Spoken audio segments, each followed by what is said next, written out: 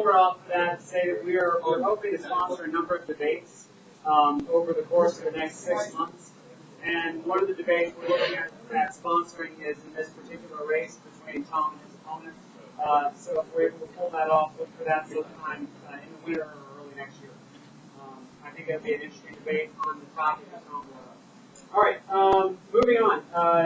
We have now late here the sign-in sheet that we're actually trying to use. I'm going to pass this around while the presentation's going on. If you would please check off by your name if you're on here. If you're not on here, please, on the last page, just fill out the information, name, phone number, and email. If you don't mind giving that to us, that just helps us track the number of people who are coming, make sure we know how to reach you, and let you know during the winter club meetings and camps and things like that. So I'm going to start passing this around. If that can just find its way around during the meeting, I appreciate it. All right, on to our featured presentation. Tonight's main guest speaker is Jeff Crank. Jeff is a two-time candidate for the 5th Congressional District. Now he is the president of the state chapter of Americans for Prosperity. I'd like to personally say a little bit about AFP. I've asked Jeff to talk a little bit about AFP when he gets started. But almost exactly a year ago, Cammi and I were in Washington, D.C., and we had never heard of AFP, but they were running a conference. And we signed up for it, to be totally honest with you, because it was $49, and it involved a formal dinner honoring Ronald Reagan. And we said, how bad could it be? A 2-day conference with meals included and dinner for Ronald Reagan. So we signed up for it, and we spent the entire time at the conference. It was fantastic. We even did a protest rally, steps of the Capitol, made it on Fox News. So it was a wonderful, wonderful experience. AFP is a fantastic organization. Jeff's going to talk about it more, but it's an organization that we personally support. So consider getting involved. And with that, I'd like to introduce Jeff, who's going to talk about AFP, and then on to healthcare.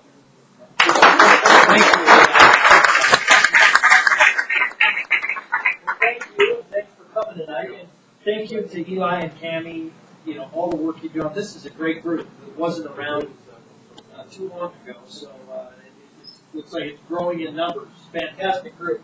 I'll try and talk loud enough that you can hear me back in the back.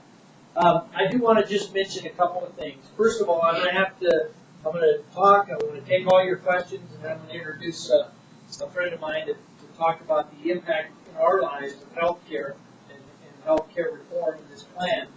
But then I have to go to the Pikes Peak Firearms Coalition board meeting. I am the chairman of their PAC, Political Action Committee, that elects pro-Second Amendment candidates. And I did want to put this out. I'm going to leave 2 of these here. If you're a hunter or a gun enthusiast, this is the first annual. We're having it on October 24th, which is Saturday, at Rocky Mountain Roosters. And it's Rocky Mountain Rooster Shoot and Second Amendment Extravaganza. And that rolls right off the tongue for a reason. You get to go shoot pheasants. If you don't like shooting pheasants, you can still come. We're going to have lunch and those sorts of things. All the proceeds go to benefit the Firearms Coalition PAC. And you'll be there, won't you, Larry? Is that the first sign-up? I will be at the Friends of the NRA dinner next tomorrow night also. Good. Talk about that. Friends of the NRA, when is that? That's the Next Friday the 25th. Friday the 25th? Yes. But then you're going to go to the... That's right. Okay, good. You get that straight. And by the way, Larry, you and I need to leave because this is the young Republicans. Well, it's his, but I don't want to... Oh, it's your district. Thank you. Thank you. I also wanted to mention very quickly, AFP, we had our bus tour, which many of you may have attended some of the rallies and things. We took the bus is still traveling the country. And it came through Colorado. Contrary to what the left says, there were 5 people on the bus. A bus driver from out of state and 4 people from Colorado. I was one of them. We traveled around the state. We had 9,000 people sign this petition, which basically says keep your hands off our health care. We don't want more government interference in health care. If you haven't signed this petition yet, please do.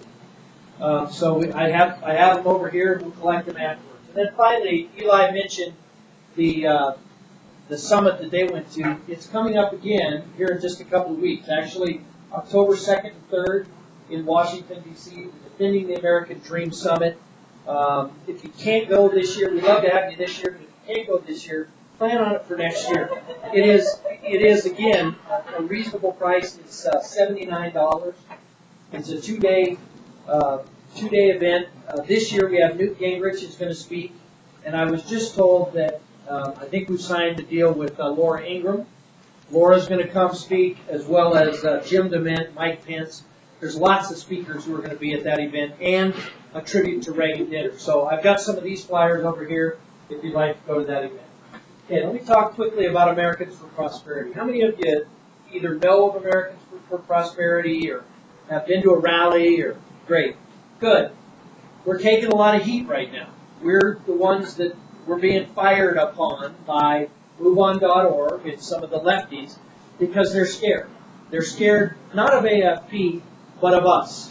They're scared collectively of what we have done.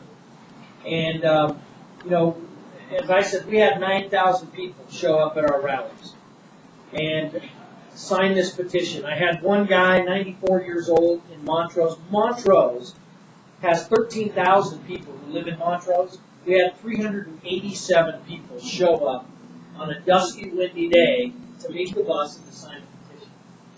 This is a groundswell that this president and his allies never would have imagined. And it isn't just health care.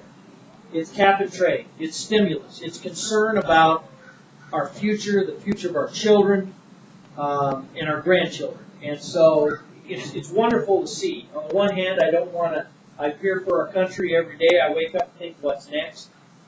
But on the other hand, I look at it, and what better time for us to get involved as Americans? And so many of you have done that, and that's why we're making a difference on health care. Let me briefly talk about, you've heard so much about the president's plan and what's in the plan, what isn't.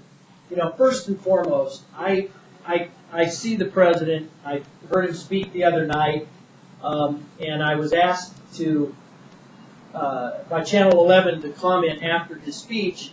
The first words that came out of my mouth in the interview, they didn't play, but I'll tell you what they were. I said, look, you lied.